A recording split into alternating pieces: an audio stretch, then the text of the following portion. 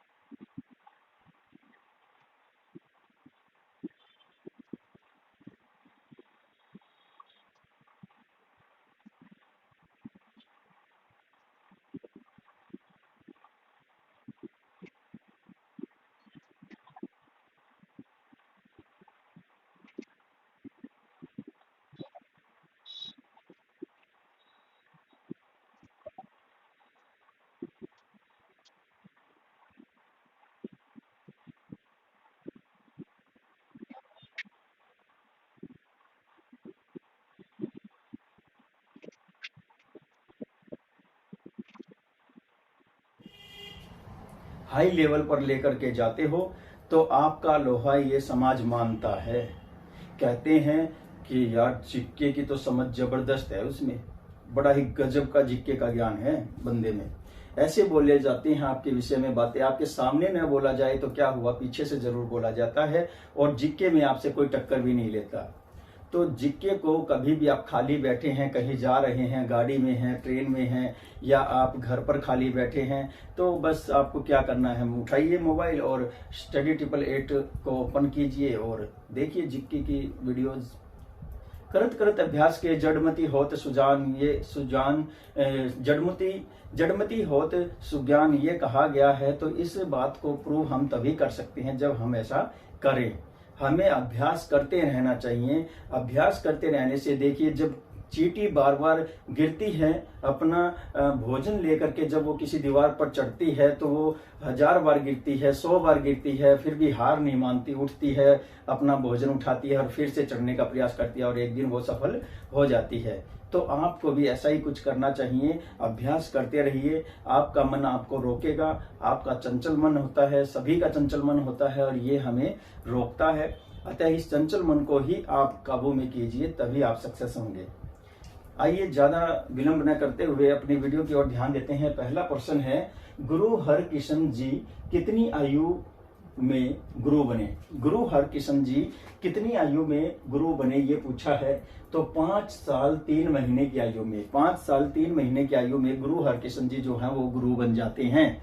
Next question है, खालसा पंथ की स्थापना कब हुई? खालसा पंथ की स्थापना हुई थी 1699 में। कब हुई थी? 1699 में। 1699 में खालसा पंथ की स्थापना हुई थी। क्वेश्चन नंबर 3 है, औरंगजेब ने अपने किस भाई की हत्या की थी? औरंगजेब ने अपने भाई की हत्या की थी और उसका नाम था दारा शिकोह।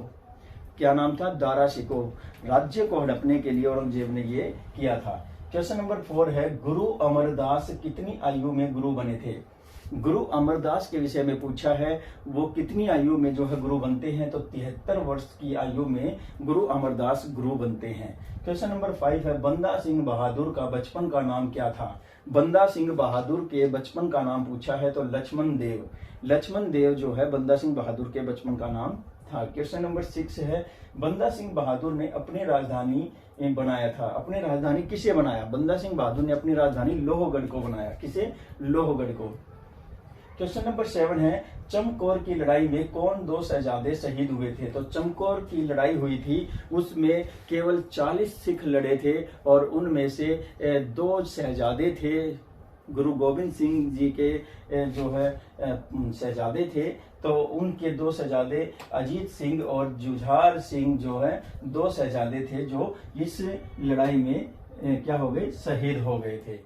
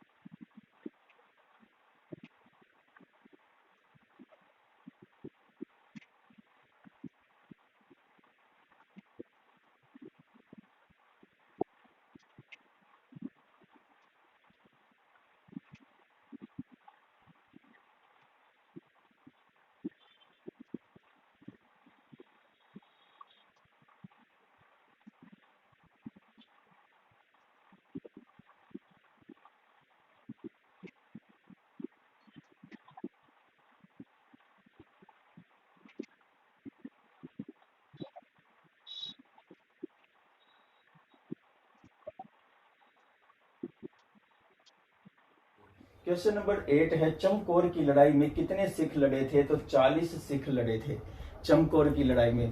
एक तरफ अंग्रेजों की मुगलों की हजारों की संख्या में सैनिक थे, दूसरी तरफ जो है केवल 40 सिख थे। और मैं आप लोगों को पहले भी बता चुका हूं और आज फिर बता रहा हूं, हमारे सामने ताजा ताजा परिणाम देखने को मिले हैं, तो आप खुद ही फैसला कर सकते हैं। मैं किसी धर्म के विषय में गलत नहीं कहना चाहता और न ही हिस्ट्री का टीचर ऐसा कर सकता है और उसे करना भी नहीं चाहिए। तो देखिए, हमने कोरोना काल में देखा था कौन कैसे चल रहा था, कौन लोगों की सेवा कर रहे थे और कौन लोगों को लूट रहे थे।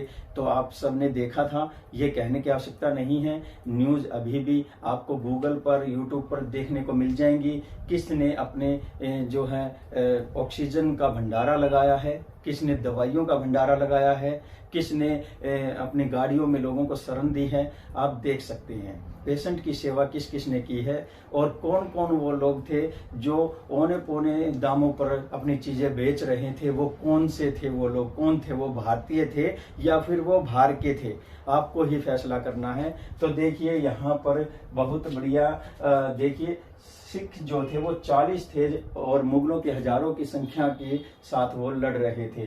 तो हमें भी जो है समाज सेवा के लिए ऐसा ही कुछ करना चाहिए। हमें ये नहीं देखना चाहिए कि मैं अकेला क्या करूंगा।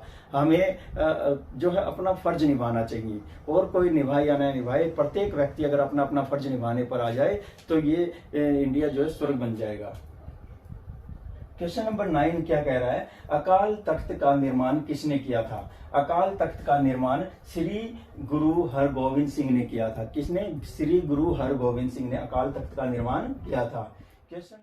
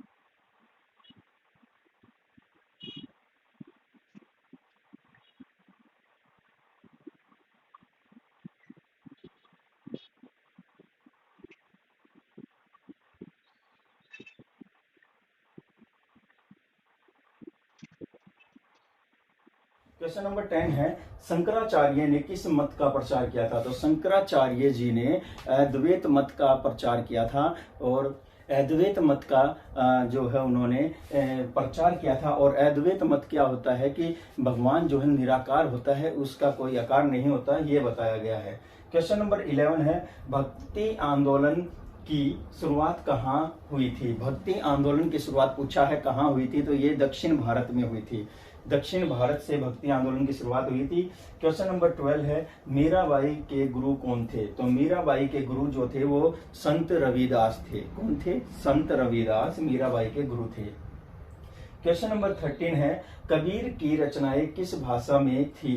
कबीर की रचनाएं पूछा है किस भाषा में रही हैं? तो कबीर की रचनाएं जो हैं वो जनसाधारण की भाषा में रही हैं, जनसाधारण की भाषा में। नेक्स्ट क्वेश्चन देख लेते हैं।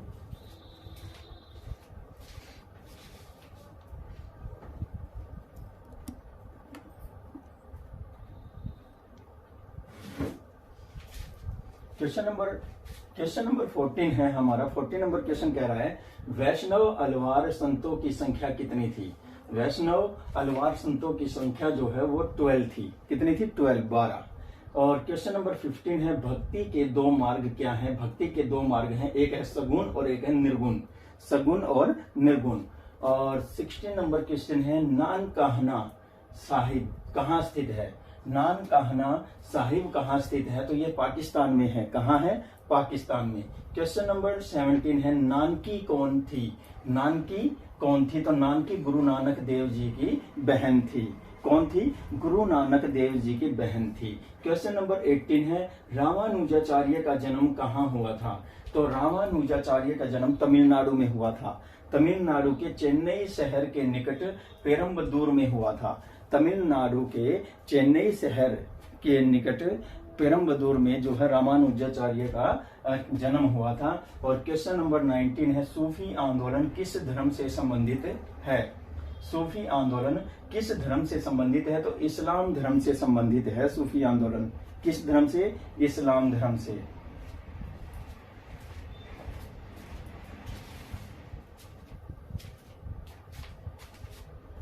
नेक्स्ट है 20 नंबर क्वेश्चन। क्या कह रहा है? 20 नंबर क्वेश्चन कह रहा है, कबीरदास का व्यवसाय क्या व्यवसाय करते थे? कबीरदास जो है क्या व्यवसाय करते थे?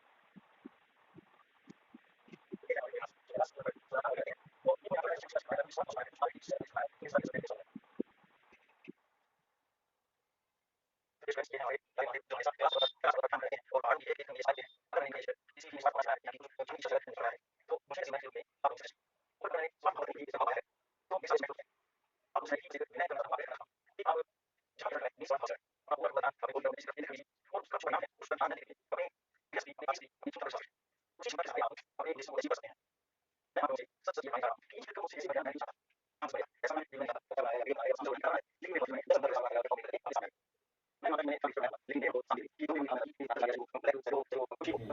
क्वेश्चन नंबर 21 है, एक ईश्वरवाद के प्रबल समर्थक थे।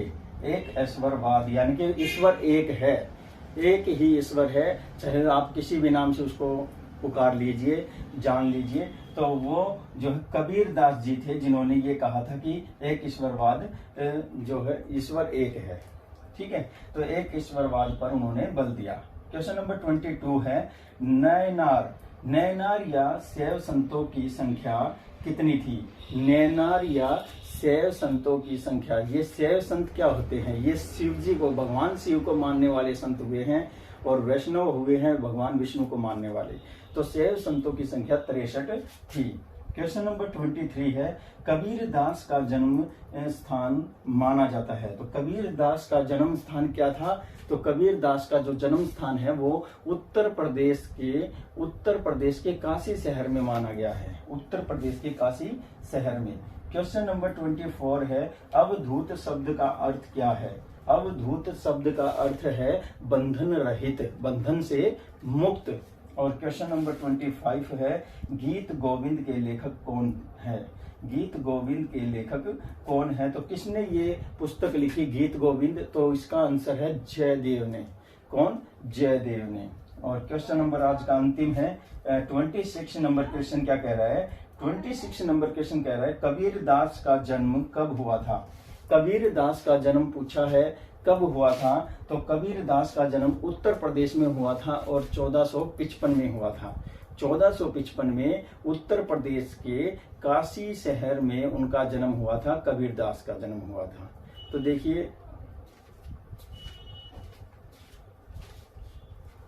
देखिए बड़े ही अच्छे प्रश्न हैं, आप लोगों के लिए छाट करके लाया हूं। किताबों का ढेर रखा हुआ है मेरे पास, बहुत सारी किताबें हैं, उनमें से एक एक प्रश्न को छाट करके लिखा जाता है और लिख करके फिर बोर्ड पर लिखा जाता है, और बोर्ड पर लिखने के बाद फिर वीडियो बनाई जाती है। वीडियो बनाने के बाद थोड़ा सा उसको देखा जाता है क्या वो अपलोड करने के लायक है या उसमें कुछ सुधार की गुंजाइश है। तो बहुत सारी बातें होती हैं और लाइटिंग वगैरह भी देखी जाती है। तो जब इतनी मेहनत आप लोगों को एक यूट्यूबर वीडियो प्रोवाइड करवाने के लिए कर सकता है, तो क्या आप केवल सुनने का टाइम नहीं निकाल सकते?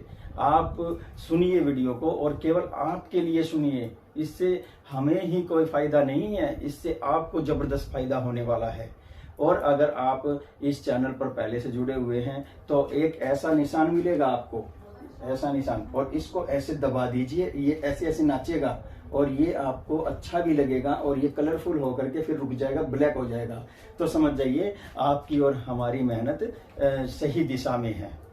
और अगर आप इस चैनल पर नए हैं तो इस चैनल को सब्सक्राइब कीजिए। ये है, मैं आप लोगों से आग्रह करता हूँ, कभी भी आप लोगों के साथ कोई धोखा नहीं होगा। इस चैनल पर आप लोगों को स्टडी से संबंधित ही मटेरियल मिलेगा। और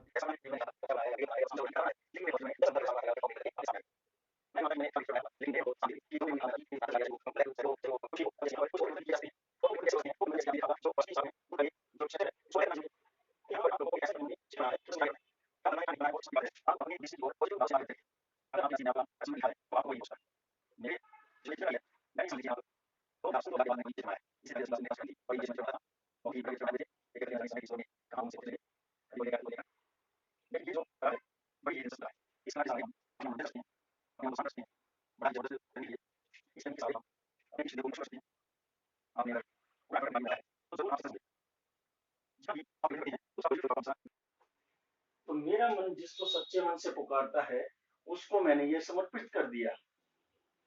और यहाँ तक कि सोचने वाली बात यह है, जिसको पुकारता है उसका चित्र ही आ गया। मोबाइल में मैंने स्ट्रक्चर देखा कैसे बनाया जाए, ये फ्रेम ऐसे बना करके ऐसे शुरुआत की जाए। इसके अलावा मैंने मोबाइल में कुछ और नहीं देखा। आप ये देख सकते हैं, ये जितनी भी शेप है आप पाएंगे कि मैंने ये शेप इस स्ट्रक्चर को देख कर बना करके और भगवान भोलेनाथ का चित्र एक बार देखकर और उसको अपनी मूर्त भाव से, अपने हस्तकला से, अपने हाथों से संवारा है।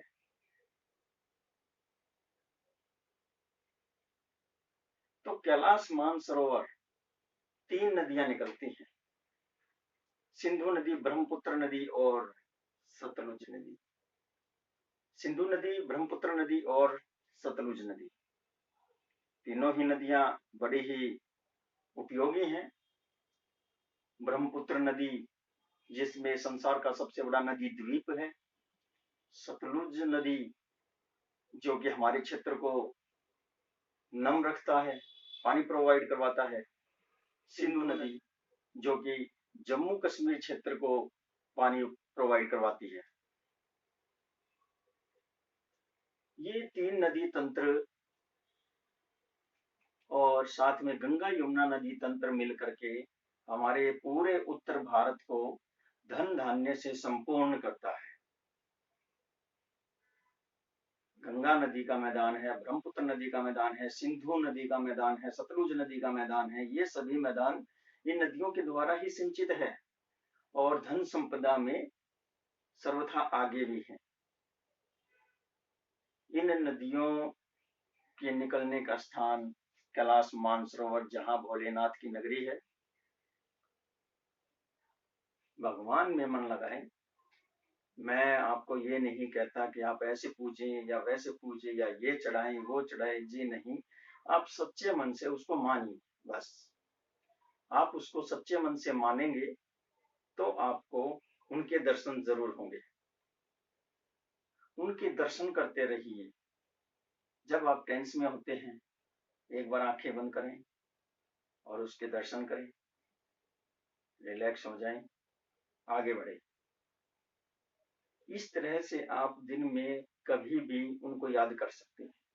जरूरी नहीं है माला लेकर के बैठे रहें और लगे रहो राम राम राम राम राम राम।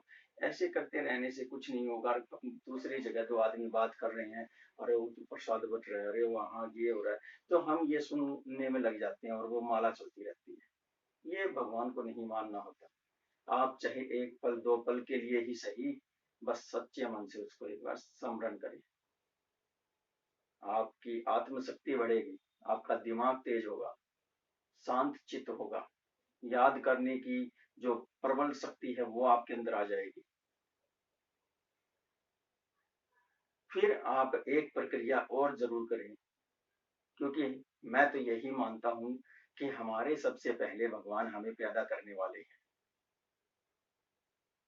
तो एक बार हमें उनका चित्र अपने मन से जरूर बनाना चाहिए, अंतर मन से बनाना चाहिए और उनके चरणों में प्रणाम करना चाहिए। मूर्त रूप से करें या अमूर्त रूप से करें, प्रणाम जरूर करना चाहिए।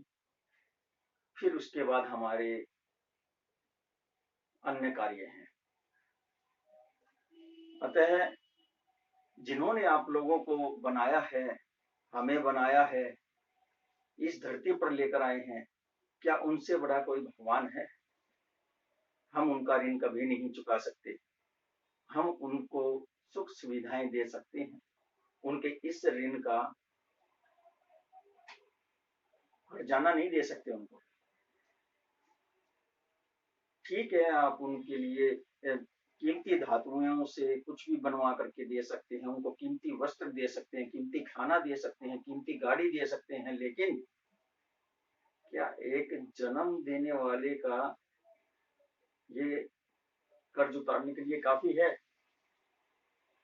हम जो कुछ दे रहे हैं और जिस में से निकाल कर दे रहे हैं, क्या उसका पूरा भंडार उनका नहीं है? हमने मान लीजिए 1 करोड़ रुपया कमाया और उसमें से 5 लाख अपने माता पिता पर खर्च किए, तो क्या वो 1 करोड़ उनका नहीं था? क्या आपका जीवन उस समय उनका नहीं है? है। उनके साथ कभी भी धोखा न करें। उनके साथ धोखा करने का मतलब है साक्षात भगवान से धोखा करना, परमात्मा से धोखा करना। और परमात्मा सब जगह है, प्रत्येक कण कण में है। आप ये न सोचे कि वो नहीं देख रहा, वो आपको हर जगह, हर परिस्थिति में, हर समय देख रहा है। अपने माता पिता का कहना माने, उनकी सेवा करें, उनके कार्यों में हाथ बटाएं, उनका कहा माने और अच्छे से मिलजुल करके रहें, उनके साथ टाइम बिताया करें, उनके साथ टाइम बिताएं, अपनी मन की बातें करें, उनसे पूछें उनकी मन की बातें, फिर देखिए कैसे एक सामंजस्य बन जाता है। एक बार करके देखना जरूर। वीडियो आपको अगर अच्छी लगती है तो लाइक कमेंट शेयर जरूर करना, और अगर आप इस चैनल पर नए हैं और आपको ये वीडियो अच्छी लगती है तो भोलेनाथ जी देख रहे हैं, सब्सक्राइब जरूर करिएगा। मेरा उद्देश्य केवल आप लोगों को आगे बढ़ाना है, इसके अलावा और कोई भी एम्बिशन नहीं है। जो नसीब में होगा मिल जाएगा, नहीं होगा फिर भी काम अच्छा चल रहा है। तो आप भी ऐसी ही सोच को, पॉजिटिव सोच को लेकर के आगे बढ़े, तैयारी करते रहें, प्रयास करते रहें। प्रयास अगर सफल होता है तो आप मोस्ट वेलकम। इसी के साथ ही दीजिए मुझे इजाजत। मैं संजय कुमार फिर से एक नई दिलचस्प वीडियो के साथ आपके सामने हाजिर हो जाऊंगा। तब तक के लिए नमस्कार, जय हिंद।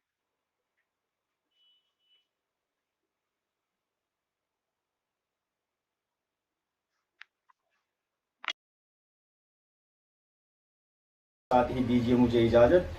नमस्कार, जय हिंद।